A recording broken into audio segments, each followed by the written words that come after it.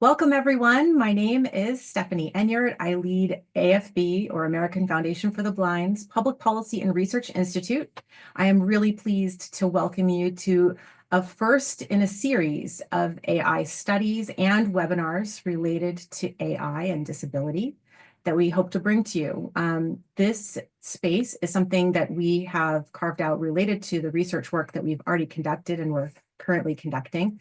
And I want to share that we can also customize a lot of the content that we're about to share for your organization or company or entity to be in a form that would be very helpful to you. So if that's of interest, please reach out.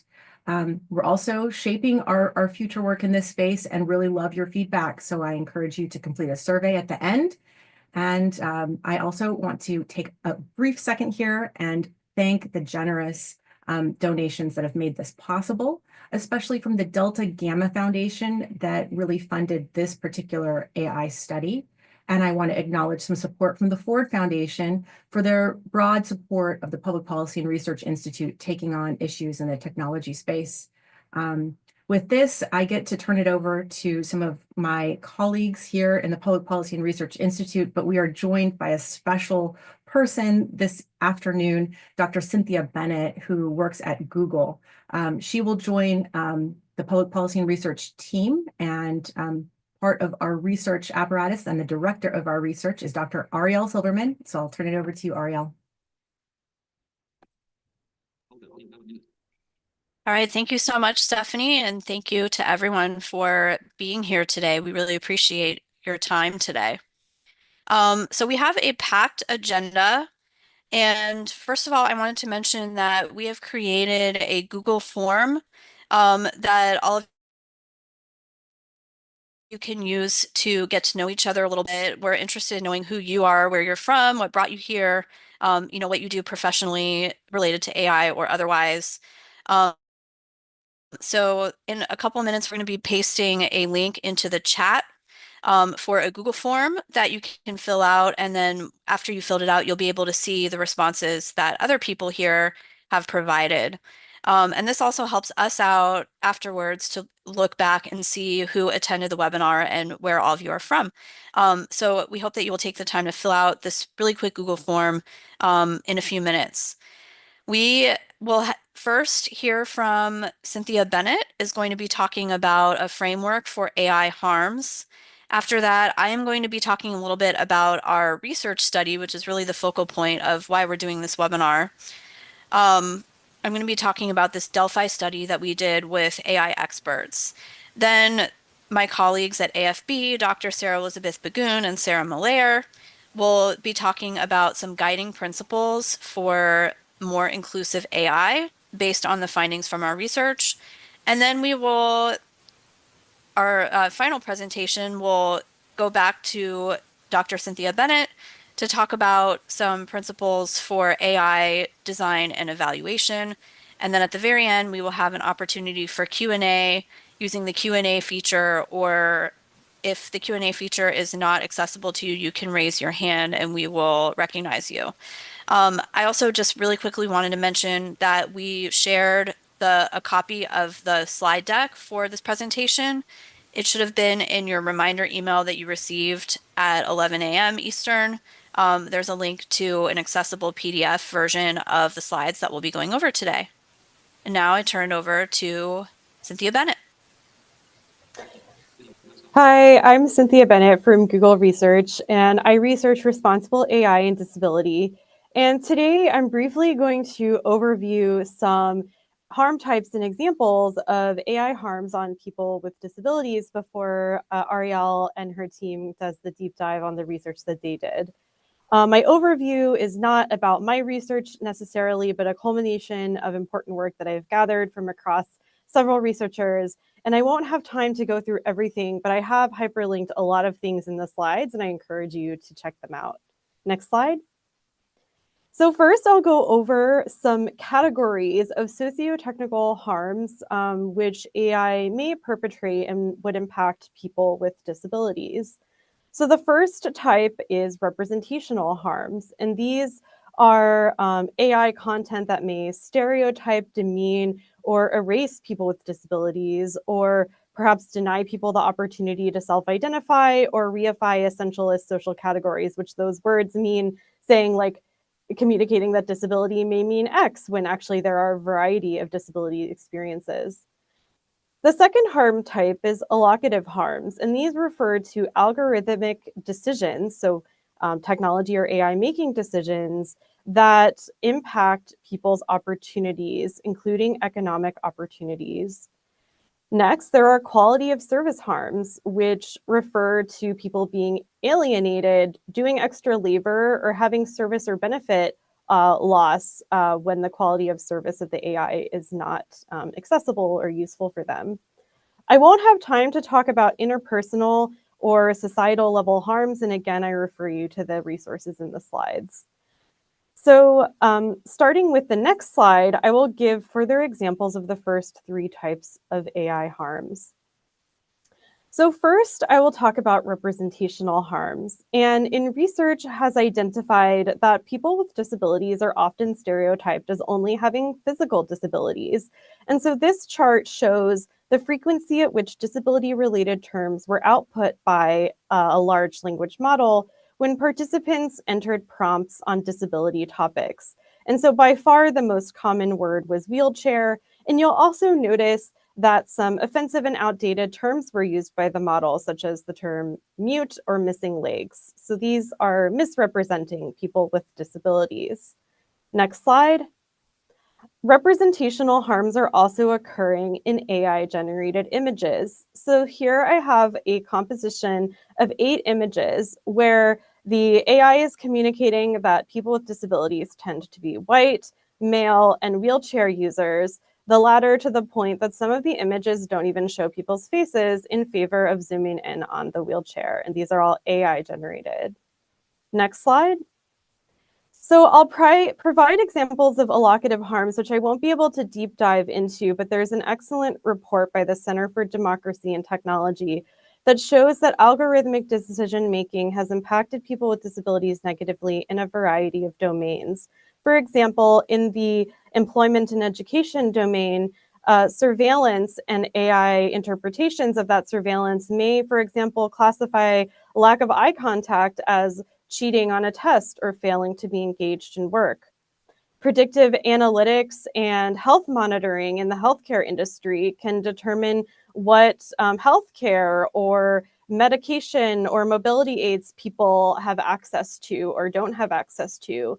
And in the form of the criminal legal system, this intersects very closely with race, that people with disabilities may be monitored and subjected to more harsh sentencing or harsher interpretations of their behaviors in the criminal legal system. Next slide. Now I'll give some examples of quality of service harms. So again, accessibility is a really great example. If an AI tool is not accessible or provides low quality information, the quality of service for the user is lower. So this slide shows an image with an AI-generated description that I got from a research paper. And in this AI-generated description, the breed of the dog is mislabeled as a Rottweiler to demonstrate that sometimes AI-generated interpretations are not correct. And in the study, they asked blind people how they navigate these AI errors. And they have to engage in a bunch of additional labor. For example, maybe they happen to have prior knowledge and they have to reach to that to assess whether the information is correct. Or maybe they have to fact check the AI generated information with a web search, or ask the tool again, start a new conversation, ask the same question to multiple AI tools, or even ask a sighted person for assistance. So all of these examples are extra labor that blind people are already doing to combat quality of service harms by AI tools. So I will now, after that very quick overview, pass it back to Ariel, and I hope that these kind of high-level overviews can give you some inspiration on how you might be thinking about evaluating your own AI products and services regarding disability. Thank you. Excellent. Thank you, Cynthia. So we should now be on slide 10, and I'm going to talk a little bit about the research. What was that? I'm going to talk a little bit about the research that we did this year at AFB. So we were interested in learning from people who work in the AI industry, people who work in disability policy analysis and advocacy, and people who are in the academic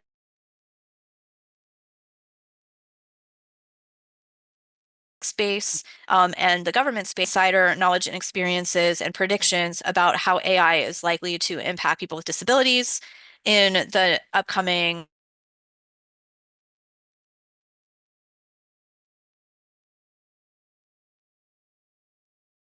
next 5 to 10 years. So we for identifying consensus amongst the predictions or opinions of a group of experts. In order to carry out the study, we started off by interviewing 32 experts and kind of gathering their opinions about AI and people with disabilities in general, as well as in specific areas like transportation, employment, education, healthcare, and all of the various assistive applications of AI.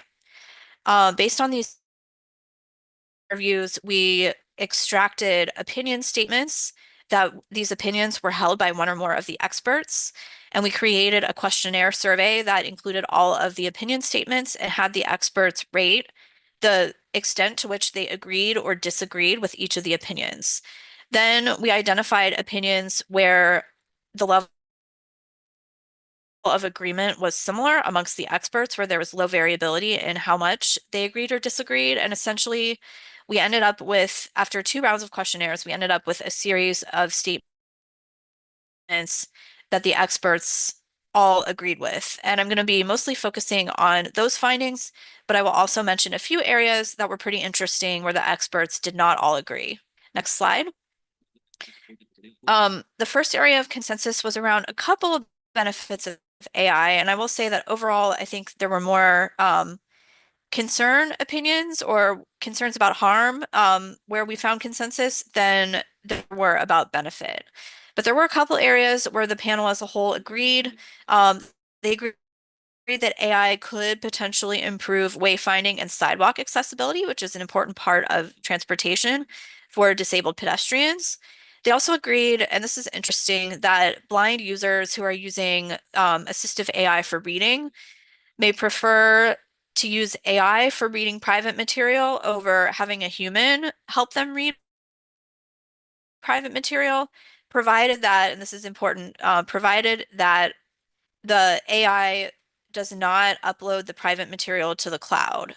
So this suggests that there could be a really strong market and appeal for on-device reading AI. Next slide. And then we get into some of the concerns about potential harms. And the first area is a series of concerns about accessibility of new AI systems. For example, the experts agreed that AI coming to classrooms may not all be fully accessible. And that's a huge concern, especially in light of regulatory requirements for educational materials to be made accessible. The experts also agreed that AI literacy tools that use drag and drop interfaces are or can be inaccessible for people with a wide variety of disabilities. And so the implication there is that we need to ensure that the AI literacy instructional materials are accessible. The third area of concern about accessibility is the fact that image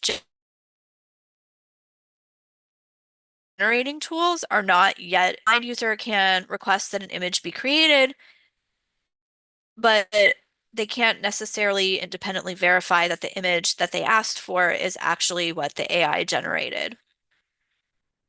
Next slide. Then we have concerns about bias in AI. Um, automation bias, which is the belief that machines make fairer decisions than humans, they agreed is itself a bias that can cause people to overtrust the fairness of AI systems, assuming that they're more fair than humans are.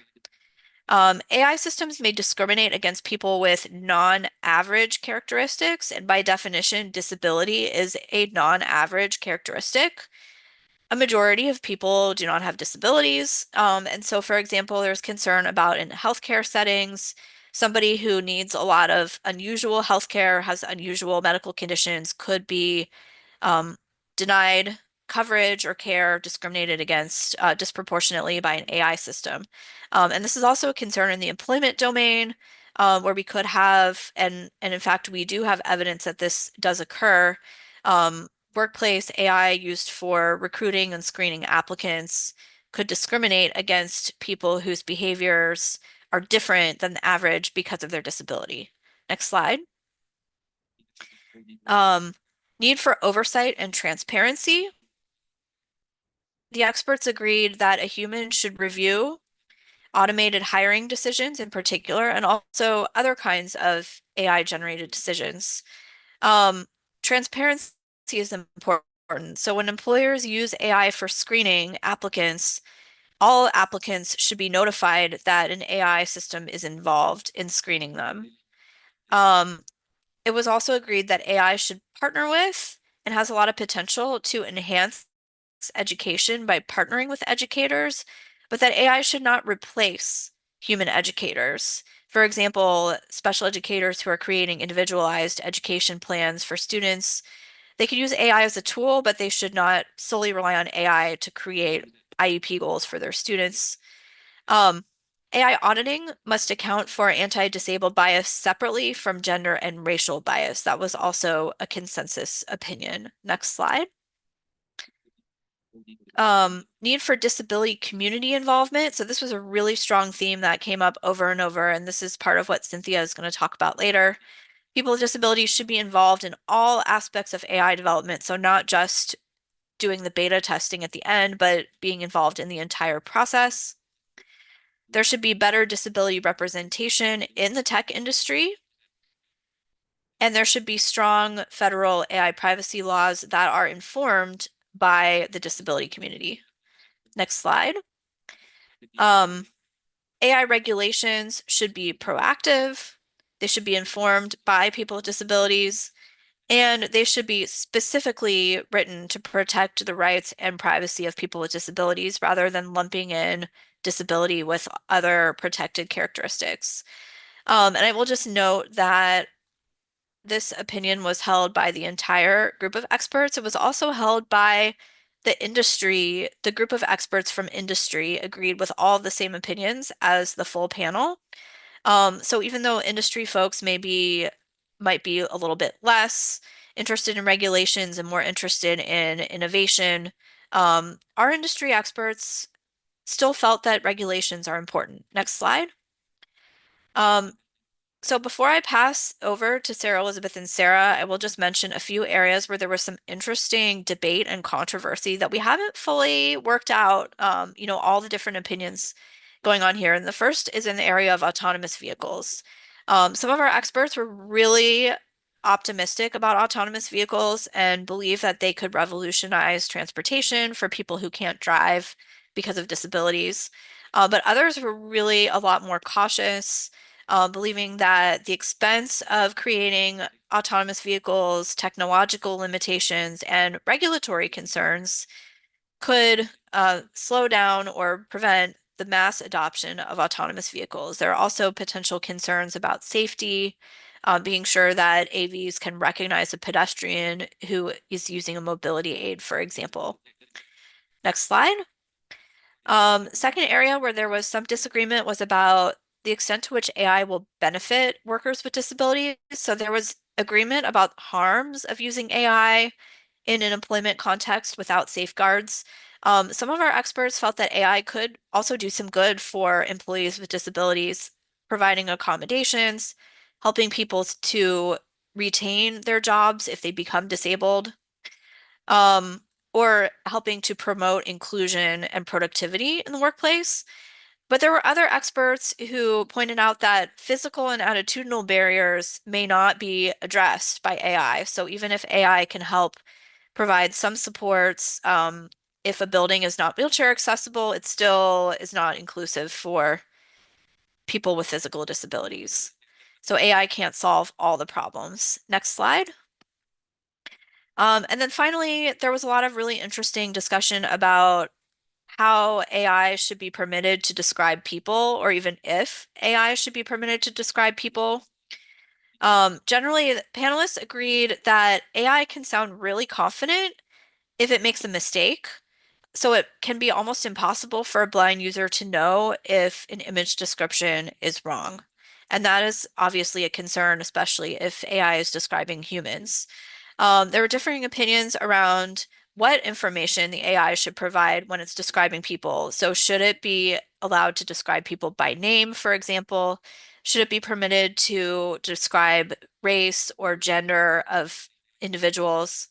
Balancing full access with privacy, fairness, and accuracy. So obviously protecting the privacy of people who are being described, perhaps without their consent, if they're just in the background, being fair and being accurate, because making mistakes about race or gender, of course, can have important consequences. And with that, I will pass over to Sarah and Sarah Elizabeth. Thanks so much. With all of these findings about what experts are saying is coming next in the AI space and how we expect it to interact with disability, it brings the questions of what do we do with that information? And from that, we came up with the guiding principles for more disability inclusive AI. We've tried to organize these principles in a way that it's easy to hang on to and understand as we go through this presentation. So we'll kind of work our way up the ladder from people who can make individual choices and actions based on this information to practices that we can implement in our organizations and all the way up through policy recommendations. We're trying to take a systems-based approach to inclusion and accessibility that considers all of the different policies, inputs, and practices that affect the product that you are creating or using. Accessible hiring and workplaces, procurement policies, data sets, training methods, bias audits, standards for accuracy and testing of software, accessible interfaces, and choosing tools that meet the needs of disabled employees, customers, students, and so forth. A lot of people have a role to play in how inclusive AI tools will be, and the greater we can be with that inclusion, the bigger the impact that a given tool can have. We also want to consider that the more a tool impacts someone's rights or their safety or their access to programs, the more scrutiny that tool should be under to make sure that it is accessible and equitable. Next slide, please. So we'll start off talking about people and thinking broadly about who is involved in creating AI and who's involved in using it. This could be software engineers, project managers, corporate leaders, and vendors. This also includes users who are consumers and employees using AI on behalf of their employers. I'll turn it over to our senior policy advisor, Sarah Malayer, to delve into some of the recommendations here. Great. Hi, everyone. I'm Sarah Malayer. So when we think about who's creating AI, we want to make sure that the creators include people with disabilities, because disability representation informs a lot of the solutions to concerns about privacy, bias, and accuracy concerns. And people with disabilities also bring a lot of new ideas and promote innovation that works towards a more inclusive and accessible AI use or model. So some of the principles that we discussed is that, it's really important to ensure that we're recruiting people with disabilities, we're creating accessible workplaces, we're fostering collaboration among assistive technology companies, AI developers, and the disability community. Just in line with that, entities that are involved in both developing AI models and platforms should be actively recruiting people with disabilities and ensuring that workplaces are accessible. Collaboration between the assistive technology industry, AI developers, and the disability community could result in more accurate and neutral representation of individuals in image descriptions, for example, in a way that balances privacy, concerns about bias, and accuracy of the image descriptions, each of those getting to some of the concerns that were raised in our research study. And then we also want to think about the flip side. We want an inclusive development environment. we also want to make sure that the concerns of users are being addressed. So as Ariel noted, there are concerns around privacy, accessibility, quality, and bias. I'm sorry, messed up the slides. So users are people who use AI for work and school. They're people who are impacted by decisions about AI, and they're people who use AI personally. As a starting point, we think that developers and deployers of AI, so that it's not just people creating the AI models, but people who are choosing how to use it in the workplace or in a business setting, should address accessibility, transparency, and user control. So what are some ways to address these concerns? Training courses. There's a lot of talk about people who can use AI are going to replace people who can't. So training courses should be designed to prepare existing workers to develop AI skills. And these courses should be fully accessible to people with disabilities. It's also important to disclose the use of AI to users. Communication is important, and I think it's pretty well recognized that AI tools aren't yet at the point where they're going to work for all people at all times. So the only way to solve some of these issues, to allow people to request reasonable accommodations or appeal decisions to a human reviewer, is for them to know that AI is being used and how it's being used. And then another point, control. Users, to the extent that users have control over where data is stored, how private the uses are, can impact how effective this information is going, or how effective these tools are going to be in your daily life, particularly when they're used in an assistive technology context. So we'll move on to practices.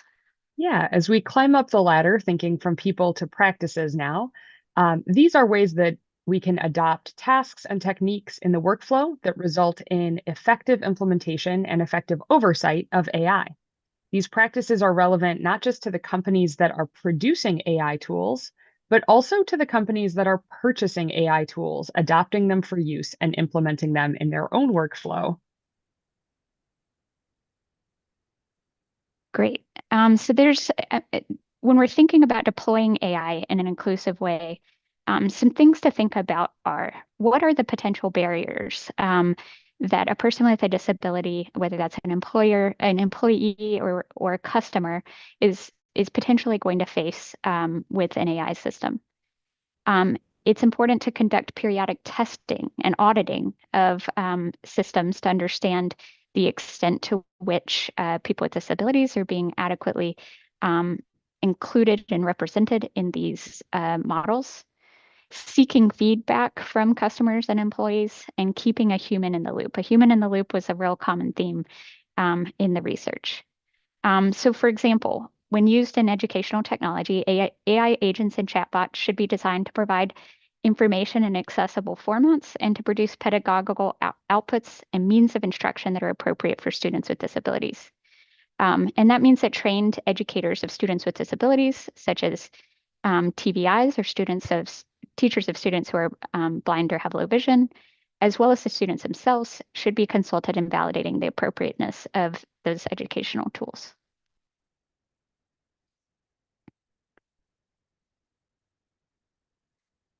There are also some steps that we can take towards developing practices that mitigate bias in AI. So when developing an AI model, it's important to ensure that data sets, training programs, and documentation are representative of the entire community of users. So data sets themselves should be representative of people with a variety of disability types and other characteristics, including age. And then training programs should address both automation bias as well as potential sources of a disability bias.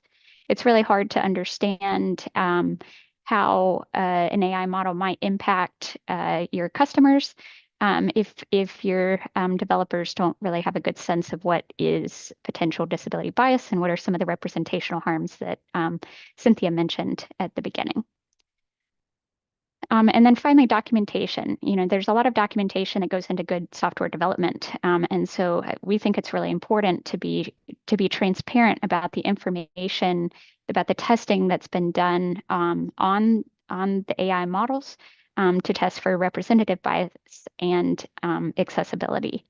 And in line with that, consider creating technical manuals that guide users and deployers of the models in understanding what are the limitations of the models and how might a user correct for any bias that might be discovered after the fact. And then that brings us to auditing and identifying bias. We're still developing a lot of what are the tools for adequately auditing bias. But as we mentioned several times already, human oversight is really important for ensuring that AI screening tools and other decision-making tools that say they assess candidates with disabilities or they're being used in a benefit determination, ensuring that those decisions are representative and not unnecessarily screening people out. And some examples of some of things that might be different for somebody who has a disability versus somebody who doesn't, might be something like, are there gaps in employment on their resume? Are there, do they maintain the same level of eye contact in a video interview? So those are some of the things to think about. It's also worth identifying other harmful stigmas and ensure that systems are not amplifying bias. And I think we can move on to policy. When it comes to policy, we're talking about establishing internal policies that set high expectations for people with disabilities to be fairly represented and able to use AI alongside their non-disabled peers. Policy is not just a governmental rule, it's also internal policies that organizations use to direct adoption and use of AI. Everyone from small businesses to schools to multinational corporations can set internal policies around recruitment, procurement, testing, data, training, and use conditions that will result in fair outcomes for people with disabilities. Importantly, people also play a role here, and people with disabilities should be able to help inform policies around the use and adoption of AI and other technologies, especially because people with disabilities may need to use different AI tools or to use AI in a different way to increase their productivity on the job. Great. So what are some of the things that we should be thinking about when we're creating organizational policies around AI? So it's very important to remember that the level of scrutiny is really dependent on how impactful this tool is going to be. Ideally, every AI model is going to be fully inclusive of everybody, but it is especially important that AI tools be accurate when the tool is impacting somebody's civil rights, their health, their safety, and opportunity, including economic or employment opportunity. So both employers and developers should be attentive to this in crafting their organizational use policies for AI.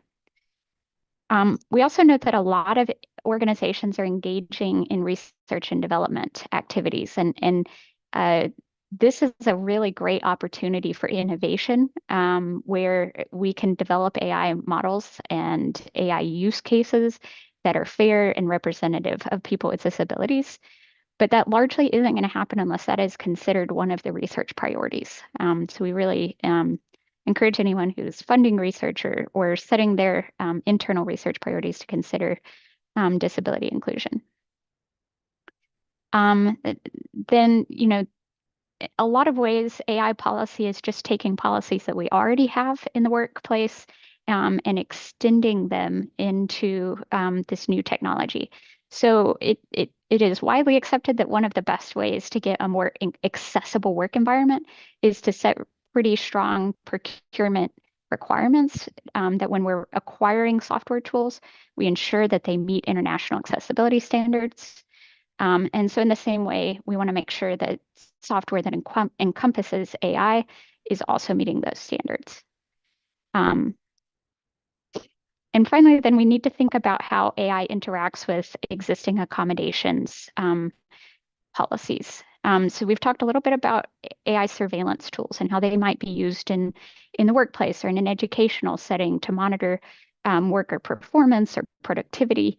To the extent that AI may or may not treat a person with a disability differently, it's really important to provide people the opportunity to request accommodations and to have flexibility in how their performance is being evaluated, just as they would in their interactions with a human supervisor.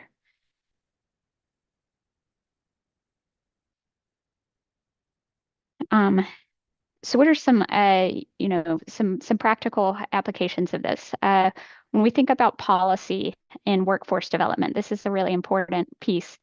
People with disabilities need equal access to STEM education and careers, as well as accessible curriculum and training programs. If people with disabilities are going to be included in the workforce that is developing and deploying AI. It's also vitally important to think about the ways that AI can be used as an assistive technology. So, for example, a blanket ban on AI could impact a student with a disability's ability to use the best assistive technology in the classroom. And finally, it's nothing about us without us. It's really important that as we're developing an inclusive AI policy, that we're considering the needs of students and employees directly in that policy development. And I will turn it back to Cynthia.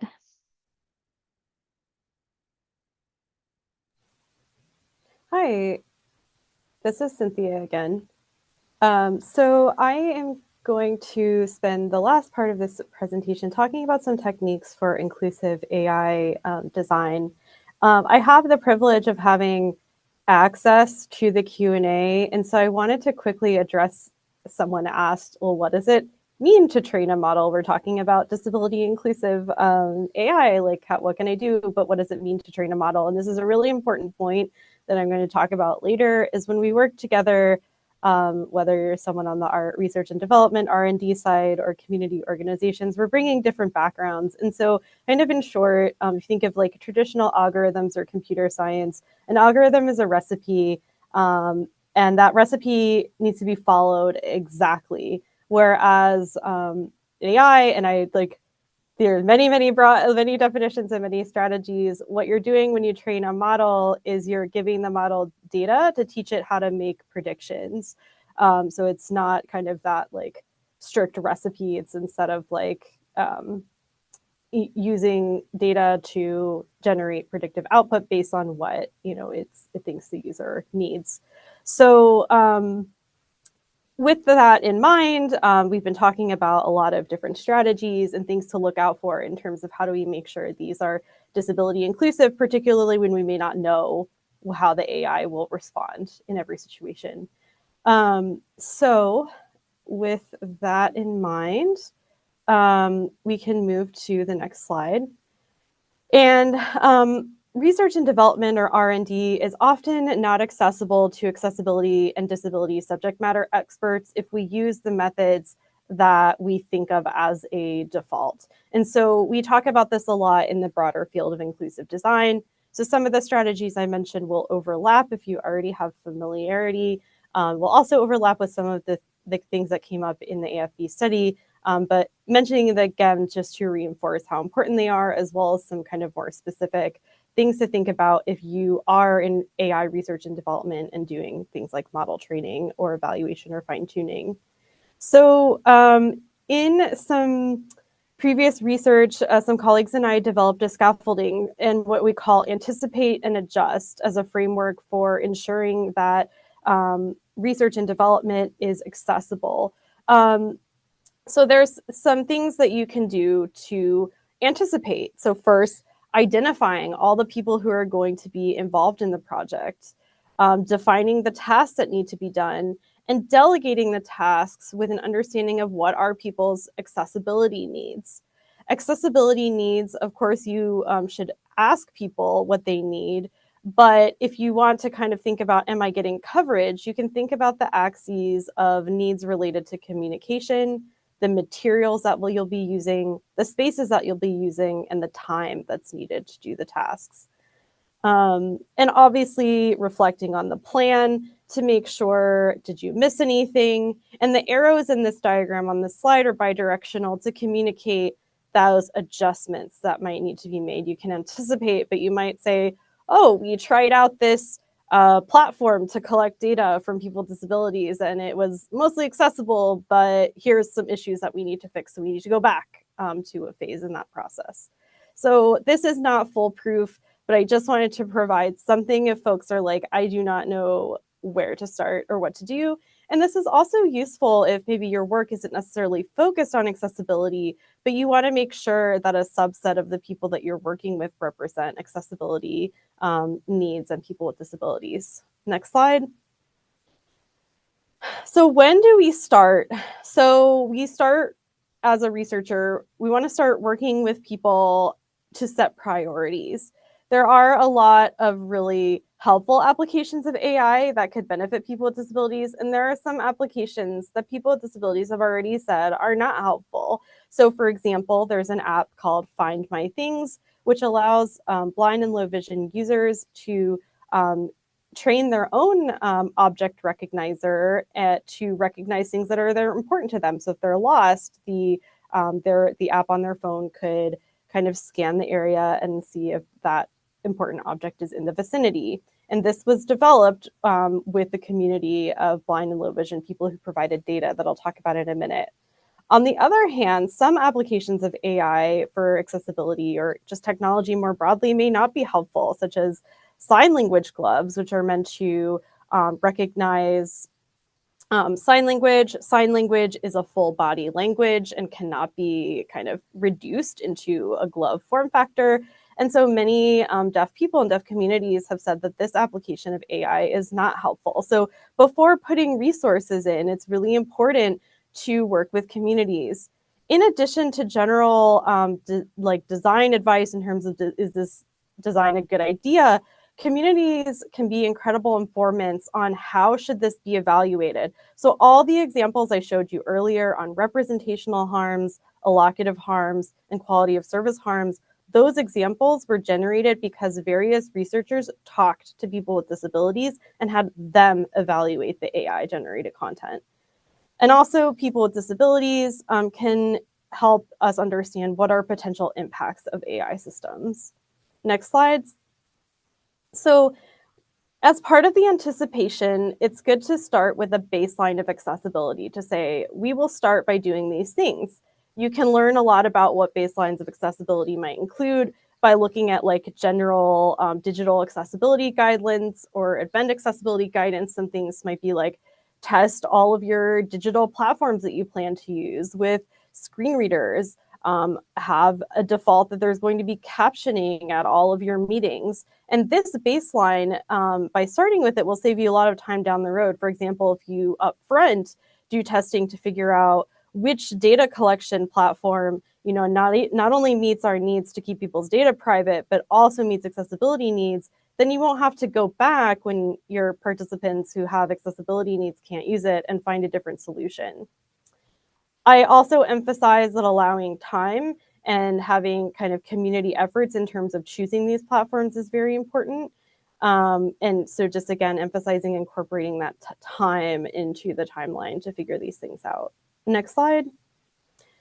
So something in AI research and development that might be different from design processes that you've worked with in the past is that you need data. And disability data is really hard to get.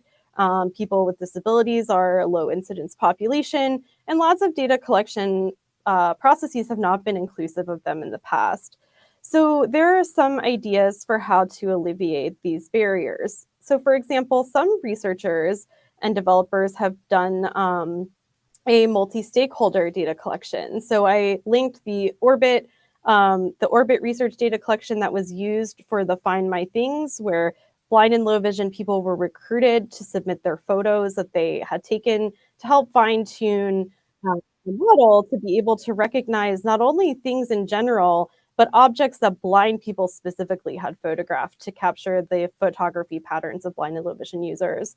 And there's also a speech data set that's managed by the University of Illinois at Urbana-Champaign, where 5 companies actually partnered to make this data set happen. And so these kind of consolidated efforts mean that, you know, one person can offer their data, and that could be useful for a variety of projects.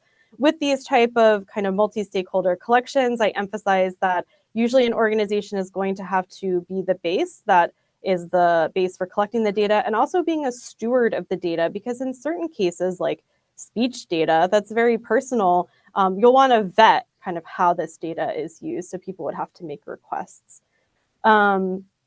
And I also want to emphasize that it's, again, important to ensure there's a lot of platforms that have been developed for people to submit data. These have to be accessible, and some of the mainstream platforms for using like crowd workers or random people online may not be accessible. And it's also really important privacy preserving. Some data is going to be personal in nature, like sign language data or speech data, and there are privacy preserving techniques that are necessary to reap the benefits of this disability data without putting people at risk. Next slide. Finally, certain procedures may need to be adapted. And so often in machine learning development and evaluation, there's an emphasis on numbers and doing things in a prescribed way. And that's great, but that can exclude people. And so I've given some examples. So this first example is probably misplaced, probably should have been on a different slide, I apologize, but emphasizing that education, again, we come to these partnerships with different backgrounds. And so I linked to an accessible AI education curriculum run by the City University at London that was specifically designed to be accessible to blind and low vision learners who might be, you know, participating in research, but needing to learn the foundations of AI and machine learning. So ramping up people into education so they understand when I'm giving data or when I'm ideating with a team on what AI could potentially do to make my life more accessible, here's what the technology is.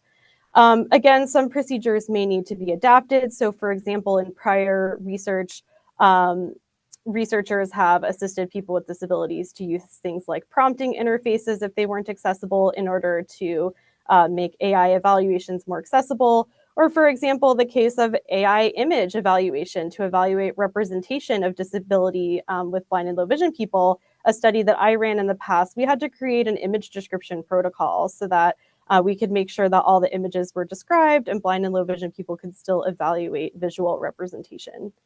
So I will now pass it back to Ariel. I apologize, I was a little over time. Thank you so much. All right, thank you so much. So we will go into Q&A very shortly. I just want to make a couple of quick announcements. So thank you to those of you who filled out the networking form. We have a second form. So if somebody could put in the chat the URL for the second form, and there's only one question on it. And that question is, what is one thing that you plan to do to implement what you've learned today in your practice? The URL for that form is tinyurl.com. So tinyurl.com/AFB AI reflections. So we'd appreciate you taking, a minute or so to share your reflections, and then maybe seeing what other people who are here also are thinking about your reflections. I also was looking at the networking sheet, and I see that we have a ton of people here from universities, and that's really awesome. That's really exciting to see. We are happy to provide guest lectures in your courses if you are teaching or supporting any courses related to AI or computing, or information science, human-centered design, or courses related to disability. We would be more than happy to talk to you about guest lecturing or even doing some research collaboration with your team. So our contact information is on the final slide in this presentation, the contact slide. So feel free to get in touch with us. We are also happy to do separate webinars for your organization and other staff at your organization if you feel that there might be a need. And really our interest is just in getting these findings and recommendations out to as broad of a network as possible in order to drive change in practice. Should we go to the Q&A? Yes, we can go to the Q&A. And just a reminder, there is a Q&A function that you can submit questions. And then there is also a raise hand feature if the Q&A is not accessible to you. So we'll get started with the questions that we have in the box. So first we have, so I know Cynthia already addressed some of the points from this question, but I just want to open it up, see if there was anything else that anyone wanted to add. I've been hearing a lot about people who are training AI models to be more disability inclusive. How can we as individuals help to support those efforts? What does it mean to train the model? Any additional context for how individuals can help?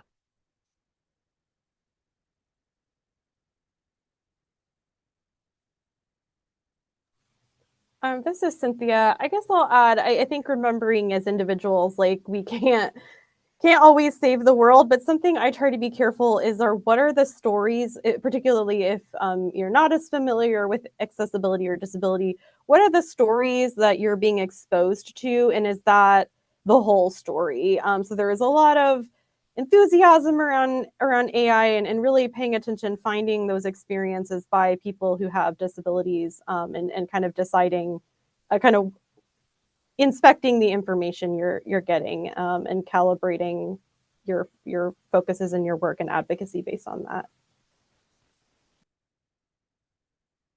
Great, thank you. Then we had a question about the slide on representational harms.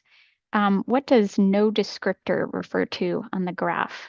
There were a list of a bunch of different disability types, and then it said no descriptor. This is Cynthia again. I apologize for that lack of clarity. So that is just like disability, like people with disabilities, but not like describing like what type of disability. So a general category. Great. The next question is, will AI be used in technologies such as talk-to-text typing on a computer or devices for second sight when finding things or walking out in public? Can you talk a little bit about AI and assistive technology?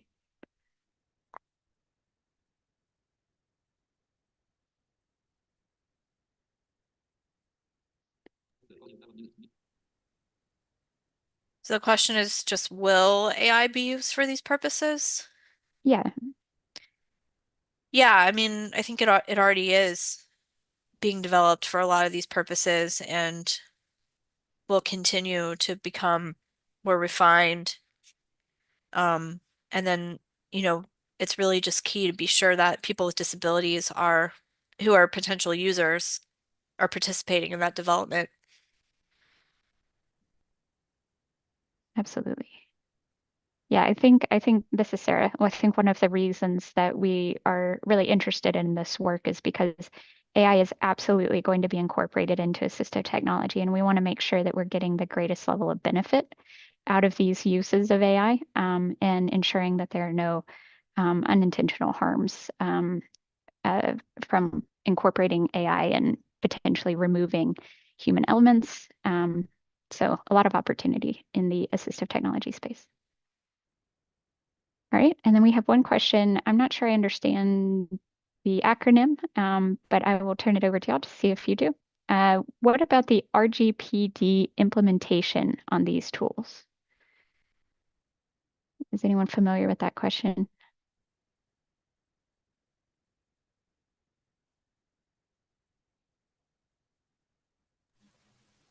This is Cynthia. I wonder if this is referring to the GDPR, which is the data protections in the EU.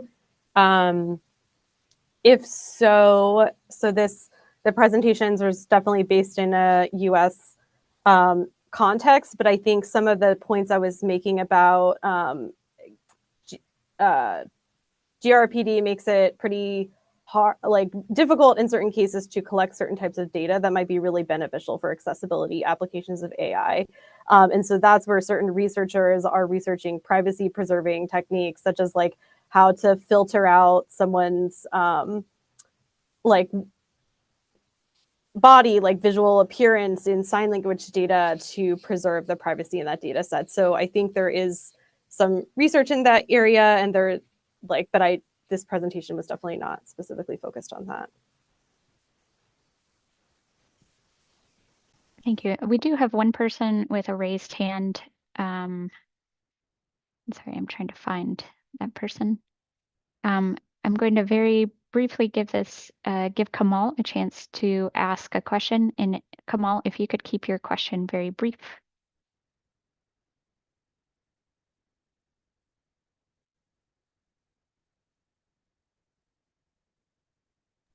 Can you hear me? Yes. Okay. First and foremost, I thank all the speakers for a wonderful presentation. I'm a sighted person. I've been working for the blind person for the last 10 years. I've got more than a dozen blind friends whom I can talk anytime I want. Now, coming back to question I have is that the guidelines you talked about is wonderful. But like anything else in life, if those guidelines are not implemented, they have little or no value.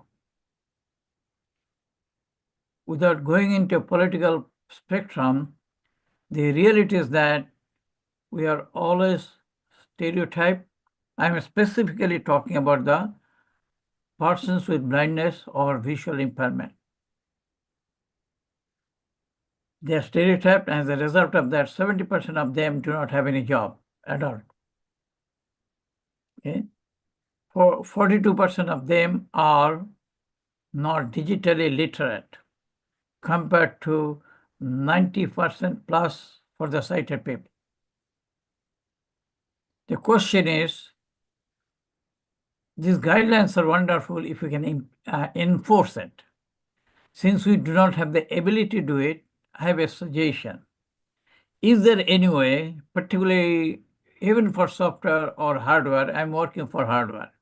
I am using Jetson Orion to develop a equipment, the device, wearable device where the blind person can see, read, and do a lot of activities for their mobility in physical space, educational space, professional space, and a social space. The part I'm interested in that, is there any way AB can come up with some simple certification process where they will say, yes, this particular software, we can certify it because they followed these things. Basically, I'm looking for some sort of enforcement. There are too many people in the market, too many people software, and validation is not there. So if there's some sort of a certification process by AB, that would be wonderful. Is it possible? Thank you for that question, Kamal. Are there any certifications for AI and some of the principles that we've talked about today?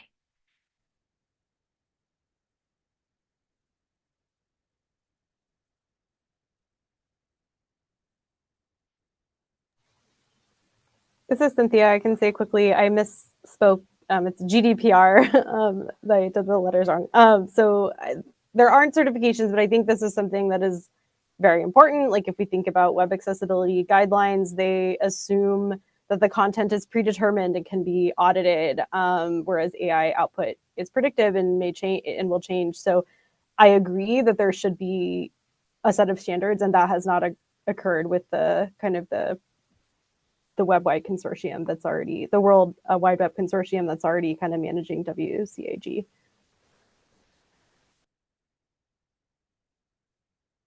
Yep, we're still definitely in the development phase for a lot of this. We are past the time that we had allotted for our webinar today. Ariel, do you want to take one more question, or should we wrap it up and maybe we can send some of the answers in a follow-up email? Yeah, let's go ahead and wrap it up, but please feel free to email us your questions. If they were not answered today, you can send them to research@afb.org. And we'd be happy to have a private conversation with you. We can also look at the questions and see if there's some resources that we can highlight. We will be sending a follow-up email either tomorrow or Friday with some, information from the webinar and the Google Forms that you filled out, the results from those forms, and we will also be sending an evaluation survey. Really appreciate your taking a few minutes to fill out the evaluation survey because, like Stephanie said at the beginning, this is our first of hopefully several webinars. And so we want to know how we're doing, how we can improve, and what we should include in future webinars.